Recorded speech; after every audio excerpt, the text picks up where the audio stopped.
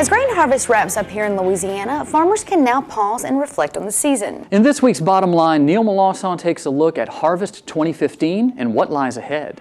The Bottom Line is brought to you by the Cotton Board, strengthening the fiber of our industry.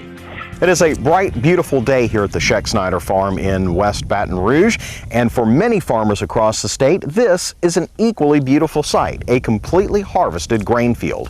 The corn is done here at the Scheck Snyder Farm, and indeed grain across the state is over, and now farmers' thoughts turn to the prices they'll receive and the 2016 crop. As we saw from Kristen's story last week, the corn harvest was just off this year. The wet weather earlier in the season delayed planting, made fertilizer application a mess, and generally hampered the development of the crop. The dry spell through July when the crop was headed out didn't help either. Rice has also had its woes, not so much from the rain earlier this year as much as the hot conditions, especially at night. Farm Bureau rice marketing specialist Mark Tall told us the hot nighttime temps combined with disease pressure led to disappointing yields this year. Of course, rice will see a second or ratoon crop harvested, which could make the difference as to whether or not some of these rice farmers will make it to next year.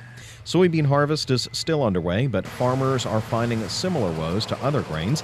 Different varieties of soybeans are grown and harvested at different times, and there are a number of reasons for this, but a big one is to manage risk. Yet every group of beans seem to find a new, different weather woe to hurt the crop, and as we're seeing, its yield potential.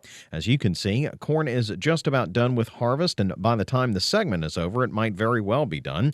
Rice is not far behind at 75% and should be done within the week as well. Rice will pick back up usually in October for that second crop. Finally, soybeans are underway, and with the change in weather to a more dry pattern, should go fairly quickly. What connects all three of these crops, and indeed all Louisiana commodities this year, is price. After the most recent market downturn on China's internal collapse, prices went lower after an already low year. The China collapse is particularly bad news for agriculture because while our stock markets may recover quickly, China is a huge consumer of our ag products. Scheduled buys for soybeans, for instance, are half of what they were in 2014.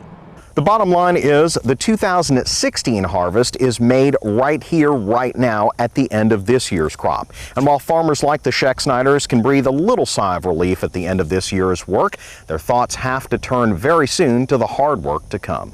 For This Week in Louisiana Agriculture, I'm Neil Melancon, back to you in the studio. It is a full year of work. Thanks a lot, Neil Melancon. That does it for this edition of TWILA.